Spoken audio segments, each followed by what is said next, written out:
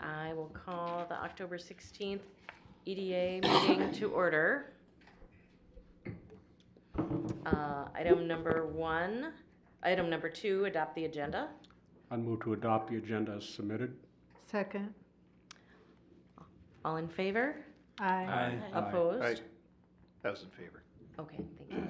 Actually, I wasn't present either, so I'll Abstain? abstain. Yes, thank you. No, that we're voting on the agenda right now, are we? Yeah. Not the minutes. Oh, sorry. Yeah. It's okay. It's late. It's been a long You had Monday. Yeah. Tough day. Thanks for, yes, it's been a real long day. All right, adopt the agenda. All in favor? Aye. Opposed? That carries. Item number 3, approve the August 21 EDA minutes. Again, I would move to approve them as submitted. Second. All in favor?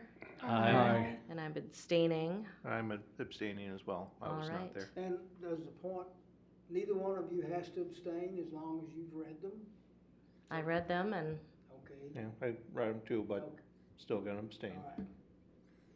Yeah, if we really need our vote, then It'd be we your would. choice, but technically in parliamentary, you don't have to abstain. okay. Good to know, Jack. Thank you. Thank- All right, I'll approve as well. Any opposed? Motion carries. All right, item number 4, BRNE program update discussion.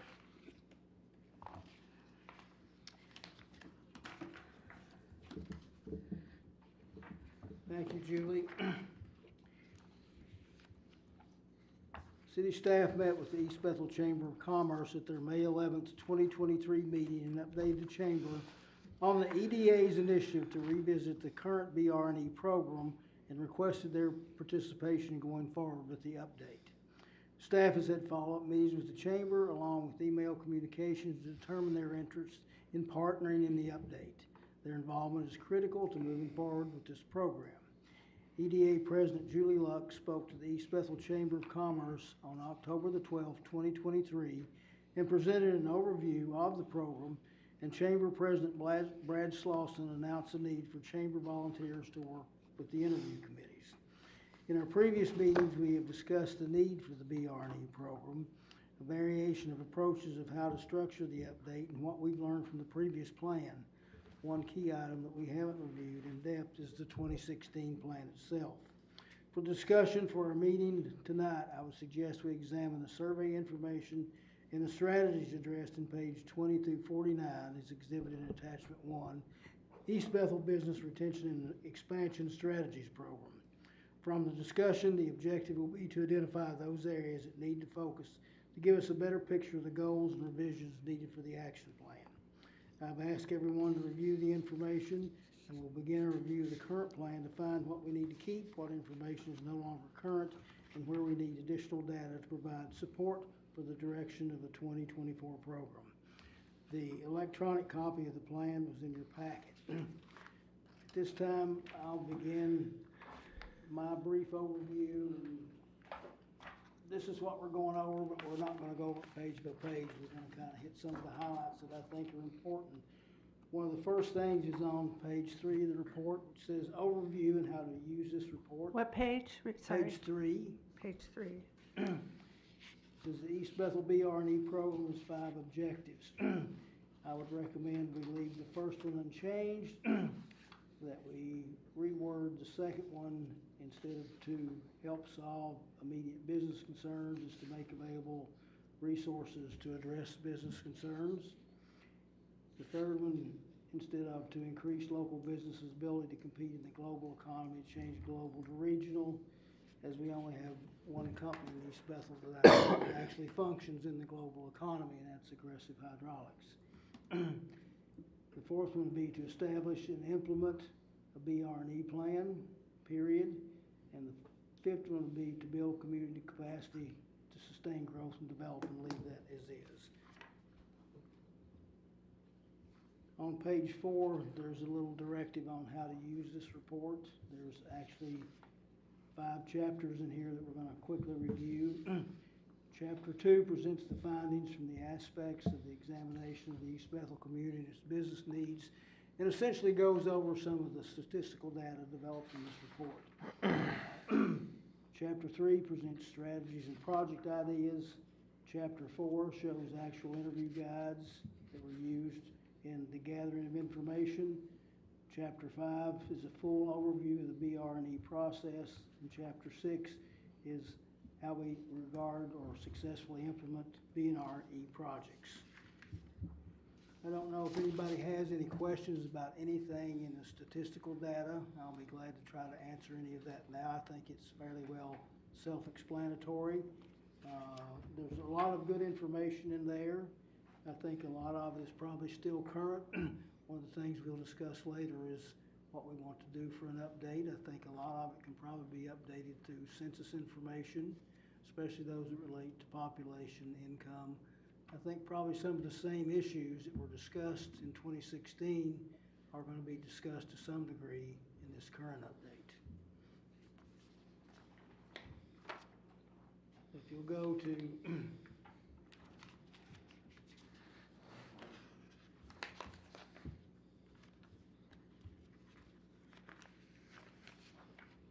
page 16, I think the most important thing to discuss in that tonight is that scatter chart that's in there,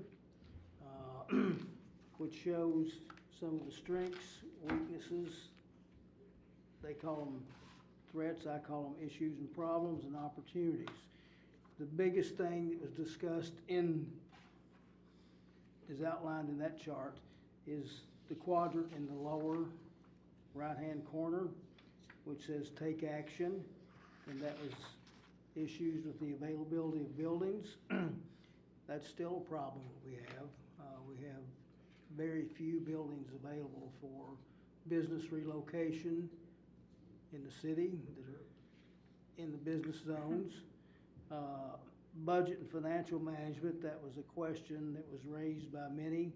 I think I'll present some information later to hopefully show that that's really not a problem now. Of course, it's always a problem when you're dealing with budgets and taxes, but I don't think it's the issue that was perceived as it was in 2016. There was sewer and water issues in the initial implementation of the water and sewer project. There were 25 businesses that were required to hook up. Going forward, every new building that's built in the water and sewer district has to hook up. So some of that issue, I think, not as important as maybe as it was at that time. There were discussions about spending priorities and taxes. I think the city's done a good job on budgets since 2011 and refined those spending priorities to mostly needs and not wants. And our taxes have been held to reasonable rates with the exception of 1 year. I think the council did a fantastic job this year, holding a proposed rate to 2%, which has been kind of the target we've had for the last 12 years. There's also the issue with telecommunication and broadband. A lot of those issues along Highway 65 have been upgraded and improved. That's not the major source that we have now with our broadband issues. Our broadband issues are more focused in our rural areas where houses are spread far apart and it's hard to get service to them. And the other thing that was mentioned was incentives. And, you know, incentives is kind of a touchy subject, and I'm not so sure that we really want to get involved in incentives. Chapter 3 is the potential business retention and expansion strategies, and these were listed as 4 categories. This is on page 21. The strategy 1 was to improve business and retention and expansion through business assistance. This business assistance was in the form in 2016 of trying to reach out to businesses to see what their needs were, find ways to address those. And it should be the strategy going forward for ongoing and renewing and reinitiating this program. Strategy 2 is to upgrade the telecommunications broadband services. While this isn't perfect along the corridor, that's been greatly improved. We have several businesses that depend on lots of capacity in the broadband. We have 2 banks that rely on it essentially. Aggressive Hydraulics is another one. I think all of our businesses that use credit cards and those things for processing payment, which is probably everybody, require much higher data services than they did in 2016. For the most part, I think those are being met. Strategy 3 was to improve the livability and conditions for doing business within the city. I think a lot of that has to do with perception, image, communication, things that we definitely need to continue to work on and develop other strategies to deal with that. And the final strategy was to improve communications between city entities and businesses. The city has a crucial role in that, as well as the chamber. I think the chamber is going to be one of our main implementation arms of this whole process. Without the chamber, we're not going to be able to be very effective in pursuing some of these strategies. Those strategies are outlined as you go through that, and some detail is given on those. I won't go through those unless anybody really wants to ask any specific questions on them. I do want to go over to,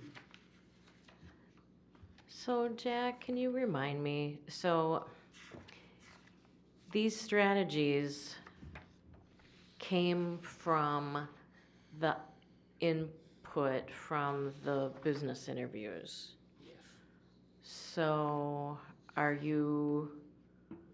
so what you're asking for tonight is just to discuss those strategies? Yeah, I'm gonna come up with kind of a summary and a recommendation at the end. I just wanted to go over some of the things in this report to make sure everybody is aware of just generally what it contains. You know, when somebody gives you a copy of a report that's 100 pages long, the tendency is to kind of skim the first chapter and maybe put it down and forget to go over the second and third chapters. But I just wanted to make sure we're kind of all aware of what's in the plan, so we'll know how to propose what we need to do to go forward. On page 52 is some important information which kind of details who the program sponsors were, the leadership teams, who was on these committees, and the businesses that were interviewed. The program sponsors were the City of East Bethel, the East Bethel Chamber of Commerce, Connexus Energy, the Minnesota Department of Employment and Economic Development, and the University of Minnesota Extension. I think going forward with this one, the first 3 will remain there.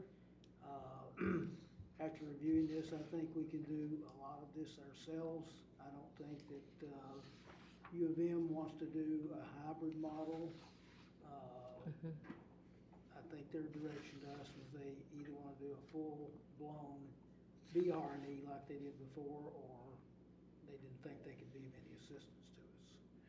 So those are the 3 we're going to work with. I don't know, DEED to me is the agency you work with after these things are done.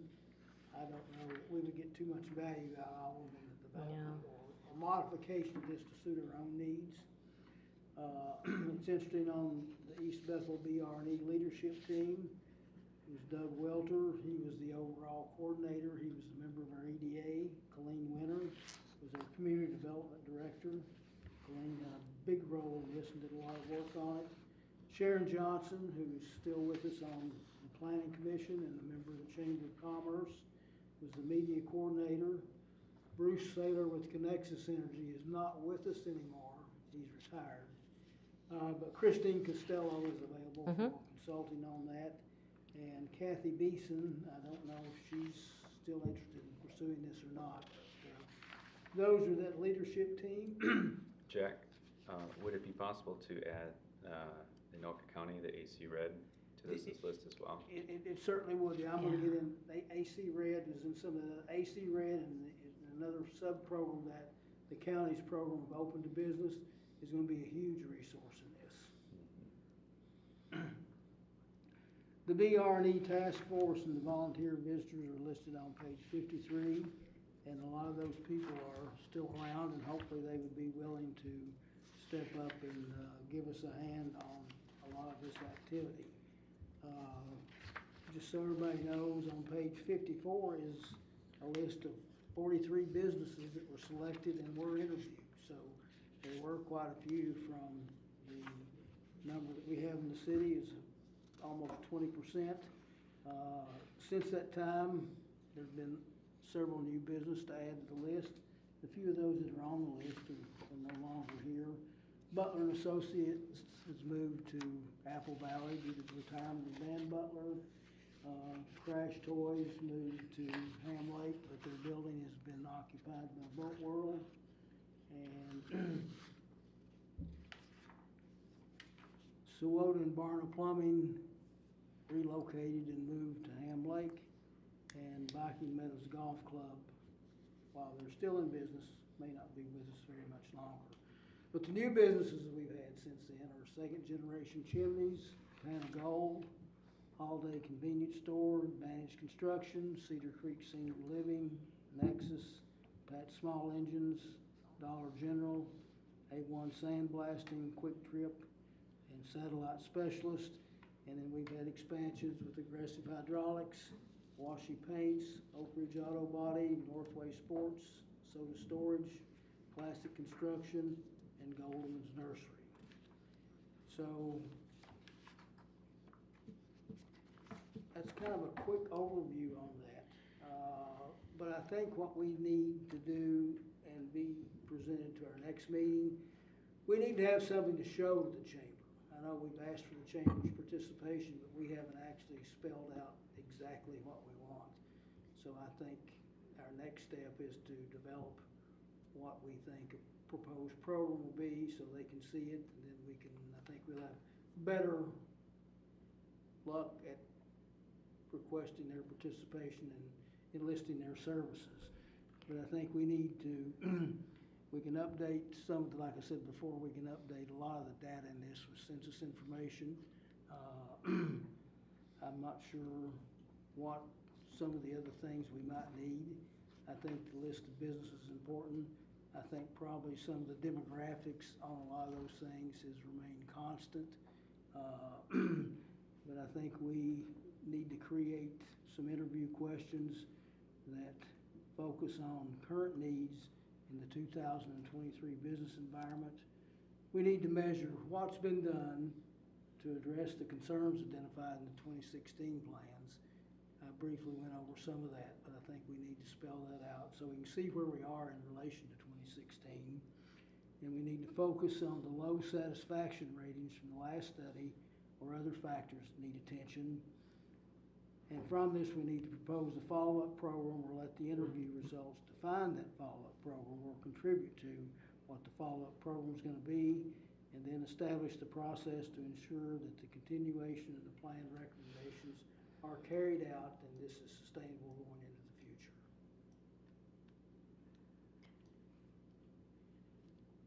I was kind of jumping ahead, I guess. I mean, so we talked to the chamber.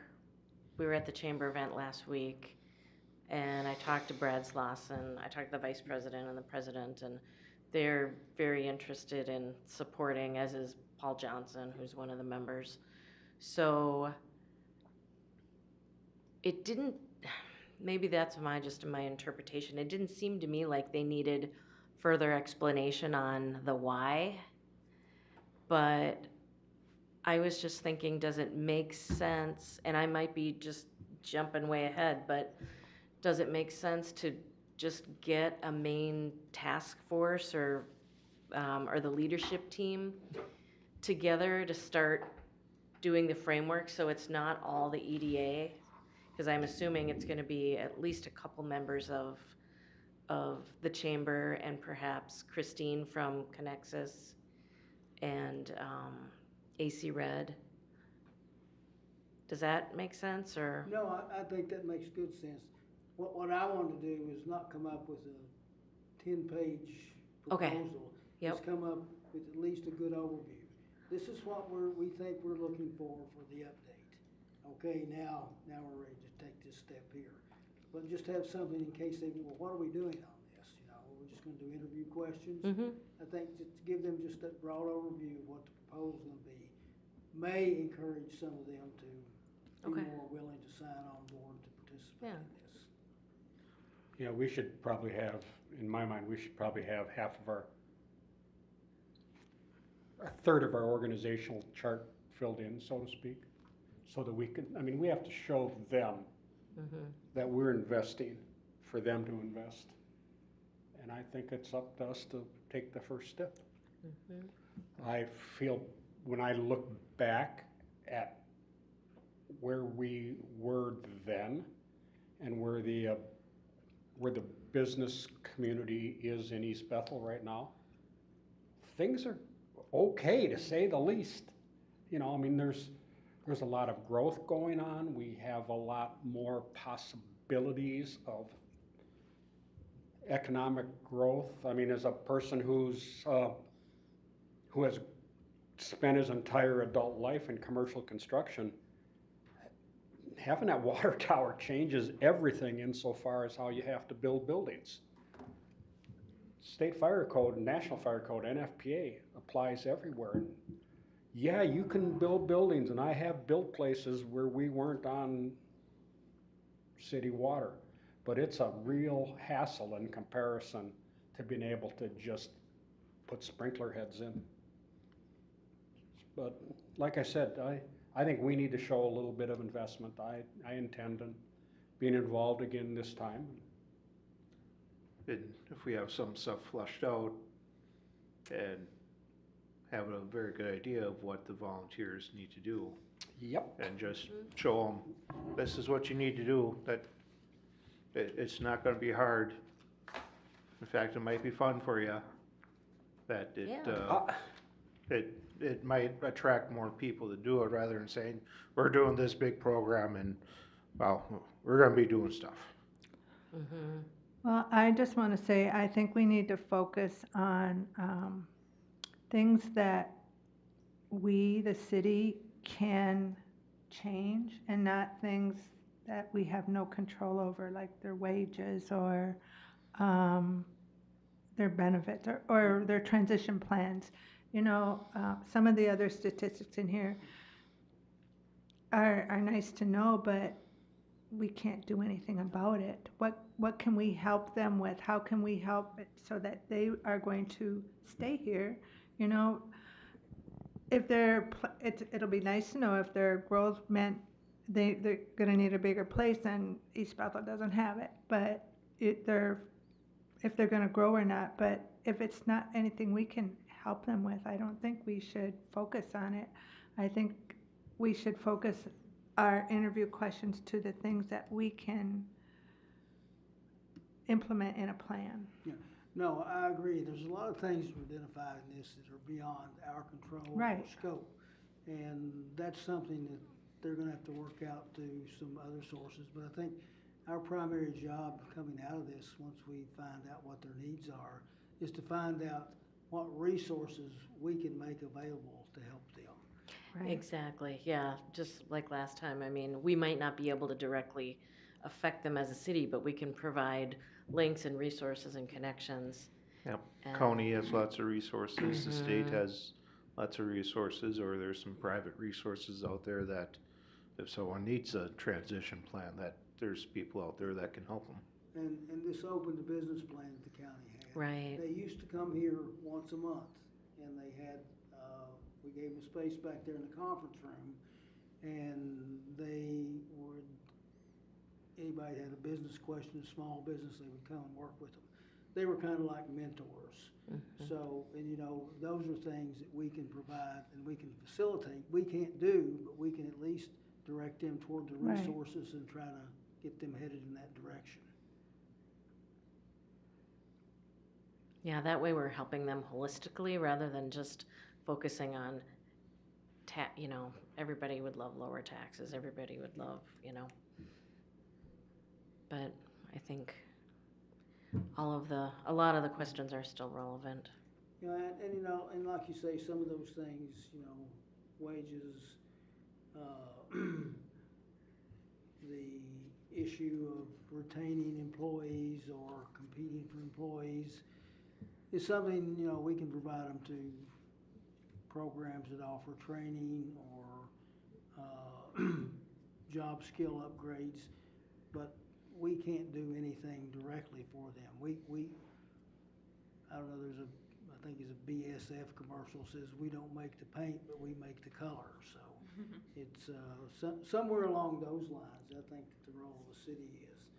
I think we can facilitate it, I think the chamber's gonna be one of the great arms, like you said, Tom. AC Red's gonna be a big partner in this, and that Anoka County Open for Business. Indeed has some programs too for some of these businesses that might apply to some of them. Yeah, I think it behooves us to also contact Anoka Tech, find out if there's been any changes with some of their, not gonna, they're not apprenticeship programs per se, but some of their technical programs. Remember how they came in here and talked to us about that? And the same thing, it'd be interesting to see where ISD 15 and also the Forest Lake School Districts are insofar as, I mean, it used to be, now granted, you know, we had to ride to school in a horse and buggy when I was in high school, but we did have shop classes back in those days. And it was a good thing for some of us that we had shop classes. Yep, and I do know that, say in the past 10 years, St. Francis has had some very good shop classes that they've been in the news about, where they made, I think they made a motorcycle They've and been, yeah, a bunch of other stuff that, yeah, that if we can make connections or help facilitate. And that was the outcome of some of the questions. I mean, employment was a big issue. So then, out of all these people, then we created these new task forces to address some of the main issues. So that's why that it's, work study, or that work Right. site, that, exactly. And then, and coordinate visits with the technical schools and high schools. So those are some of the outcomes too. So it's a long program, but, yeah, it would be, and it was a long time ago, and it would be good to take a look at what we accomplished, what we didn't accomplish, and what we want to do different this time. One of the interesting statistics in this report that I found, that I realized it, but I'd forgotten about it, was the number of out commuters we have versus the number of in commuters. We had like 780 in commuters and 6,800 out commuters, and almost a ratio of 9 to 1. So I'm surprised it was that close. that, and you know, the significance of that is a lot of that when people leave here to go to work, they spend their dollars where they're working. Right. If they can find more employment here, they'll spend more dollars in East Bethel, and then those dollars then have a tendency to turn over several times to benefit the local economy.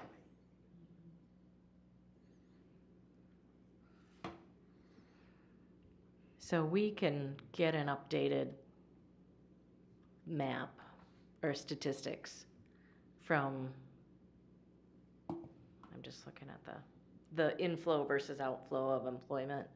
Deed should have a lot, Deed will have a lot of Yeah. this information, and the Census Bureau will have a lot of it relating to pop. Of course, Deed gets a lot of theirs from the census, but Deed will be your first source to go for information to update the statistics to see if there's any things that are eye-catching that need to be identified, and we can start that process by contacting Deed to get those numbers and kind of compare them with what we had before. And my guess is, percentage-wise, there's not gonna be a lot of change, but there may be one or two categories where we find out that there's been a significant change. I think we need at least to investigate that part of it.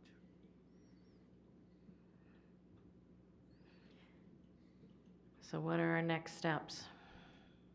Well, I would recommend that we come up with some type of just our basic outline on what we Okay. propose to do.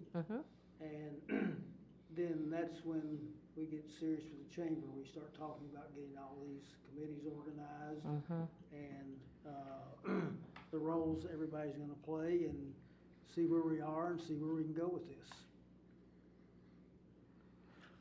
So are you guys planning on using the chamber to create the questionnaire, which is probably gonna be a map off of this one, but maybe plus or minus something, or we're just gonna use the basics? questions that are on here, or what?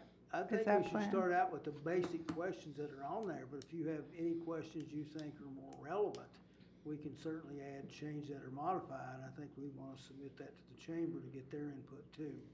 That's what I was Yeah. thinking, because there's good questions on here, but I think the actual businesses might have more input, ideas to add to it. And they might not, but they would be the ones that would know. I think both of us need to take a review of that and provide comments before they develop the final set of questions. And I think once we get the task force assembled, it's probably the task force that would come up, and that I see a variety of people from here, this elected and appointed officials and chamber and any other interested groups that would like, individuals that would like to help.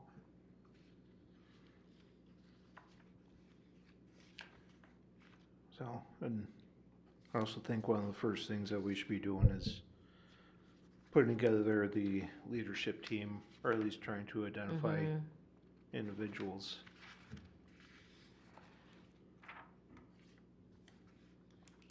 Yeah, I'm thinking definitely Christine from Connexus, we can ask her, AC Red. I'm blanking on his name. Greg Gillis. Greg, yeah.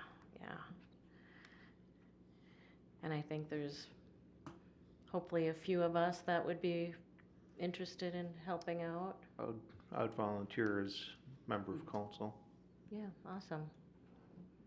I'd be willing to help, so we can figure out, we can start, and then I can talk to Brad and Candy and just get a feel from the chamber if either one of them would be willing to, or if Paul would be willing to, just so we have some varied representation. On the initial startup and then recruit more. Exactly. Yep, That's- it's gotta start that way It's, and then. yeah, you've gotta start with, and then build out. Exactly. So I'd be willing to take that on to just reach out to those individuals just to start it and then, You know most of them, so I think that's a great idea. you what? I said, you know most of them, so. Yeah, That's a I'd great be happy idea. to. And then maybe between us, we start developing the why and the write-up and the process. And I've spoken to Greg Gillis, and he's more than willing to. Perfect.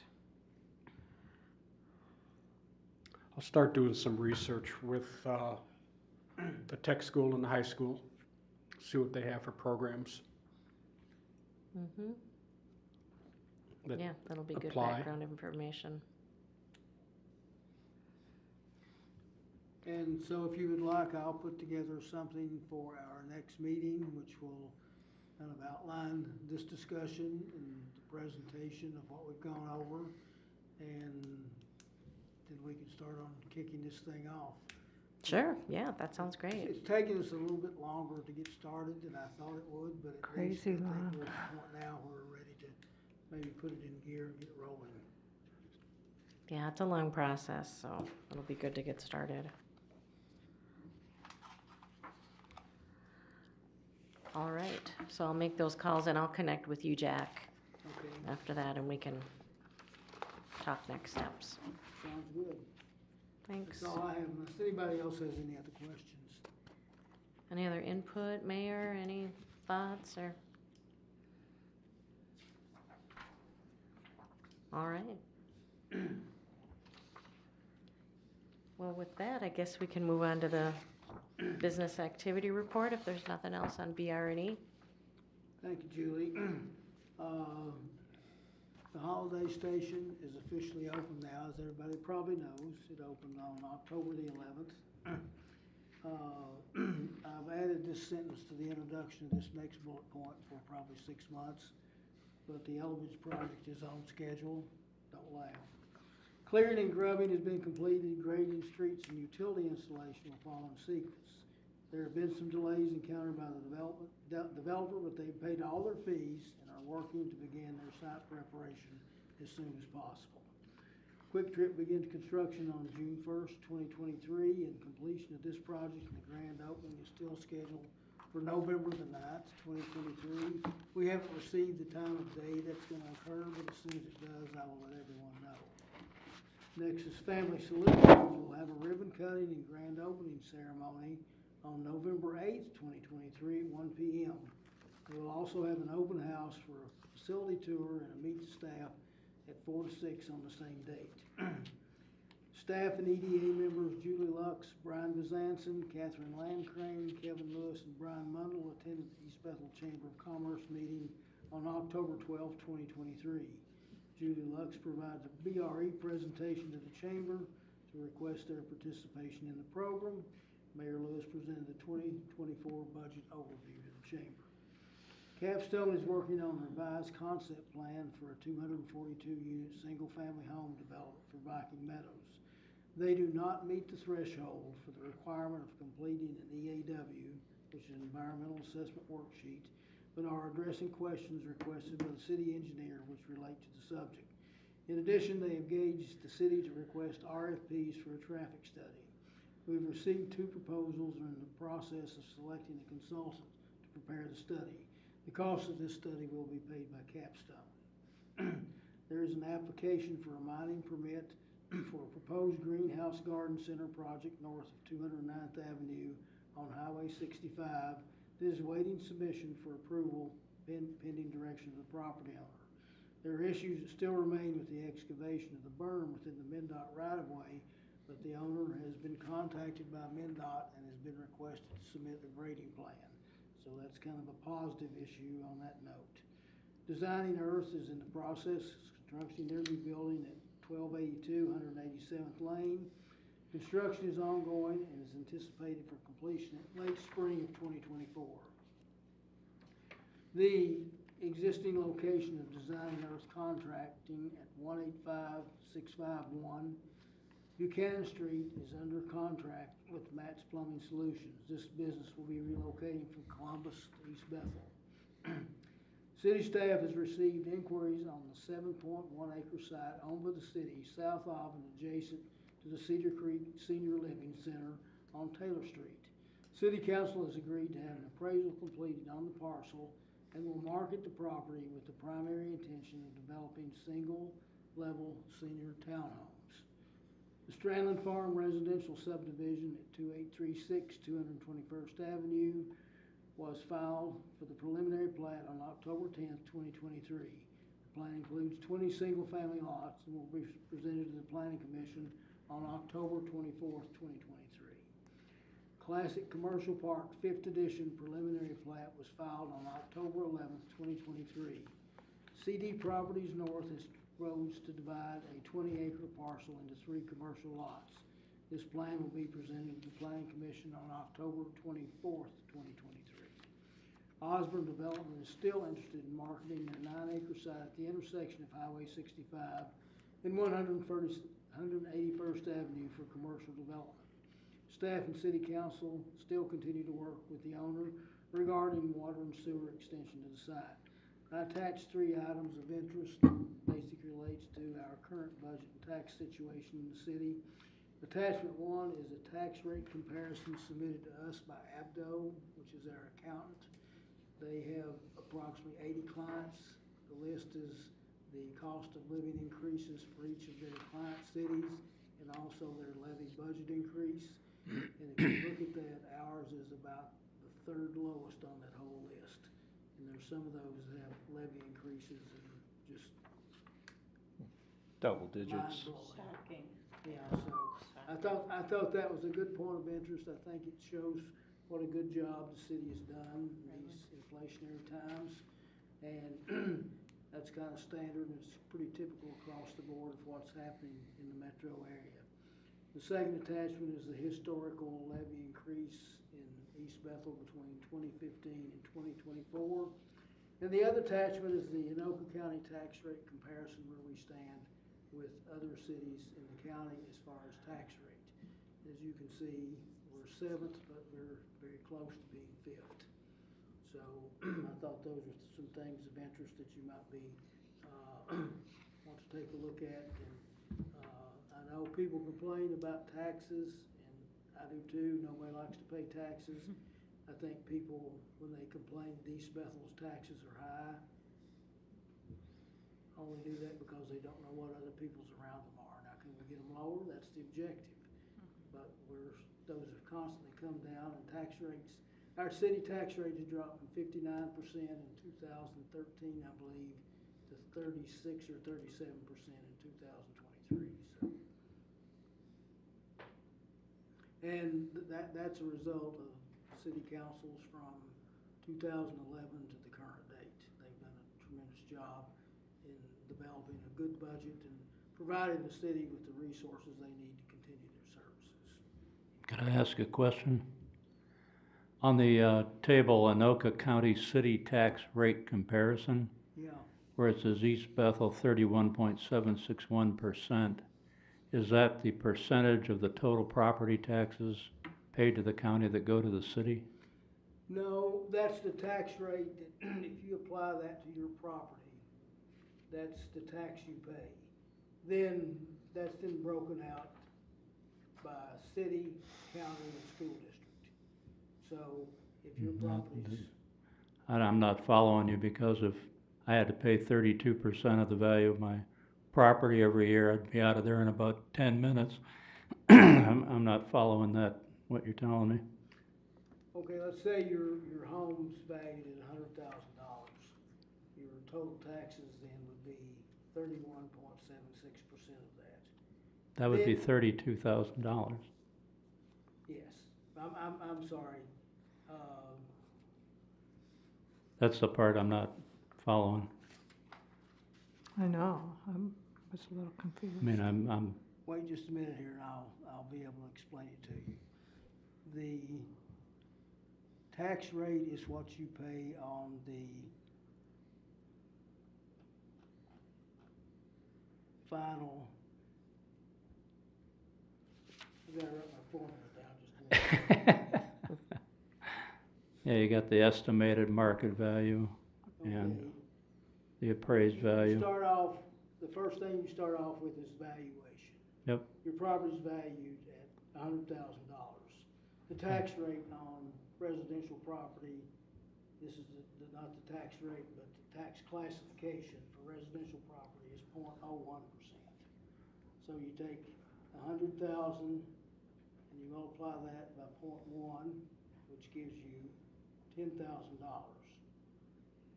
And that's your tax capacity. Yeah, and then the mill rate is applied to that. That's correct, in the 31%. So this is the mill rate. That's correct. Okay. Mhm. All right. Thank you. One other thing is up above where it says the COLA. It says East Bethel was 3.25%. I believe it was 3.5% That's correct. this year. That's correct. And the way we got to the 2% levy increase was by using $250,000 of our general fund surplus. And we could have used, what was it, 568,000 or something? Correct. But we used less than half of it, so. And the reason we didn't go further is because we weren't sure what we were gonna get next year from the Anoka County Sheriff's Office in terms of another increase. The good news is, I just talked to Commander Lensmeyer and our liaison, Lieutenant Derek Peters, last week, and the pay increases that they've done for the members of their staff are having positive results in terms of recruiting and retention. So it makes me a little more optimistic that they won't have to do a similar big increase next year. So that's good, so hopeful. On the other hand, the negative side is this year we got a public safety grant from the state of $550,000, and that's a one-time deal. We won't be getting that next year, so could be a bit of an awakening next year. Anyway, Hey, Jack, I was at that breakfast. You kind of missed me off of this list. I'm sorry. I just wanted to let you know. I'll make that correction. Okay, it's not a big deal, but, Good to be noted. yeah. Okay, anything else there? So then we can move to item 6, if there's no questions on any of this. Item 6, other business.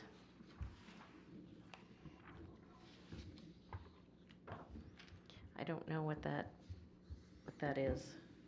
That's anything that anybody has to discuss. Okay. Any other business? Well, when I got here tonight, Jack and I were talking about something else, but he gave me some information from Capstone regarding the traffic study, and I haven't had a chance to read through it at all yet, but they're giving us a little bit of pushback on what costs they want to pick up, so we'll have to negotiate that out before we can move forward with the traffic study, and then we'll know better what we're looking at as far as that development goes. As far as the city council update, Brian, you did such a good job the last time. Why don't you take care of that? I can do that. So since our last meeting in August, the city has approved the city budget for 2024. We approved the sheriff's contract for 2024. An ordinance to allow shipping containers for storage was approved. We set the fall town hall meeting date for November 15th. And we are currently discussing the city administrator position that Jack will be leaving in December. Other than that, Jack covered a lot of the other ongoings in the business report.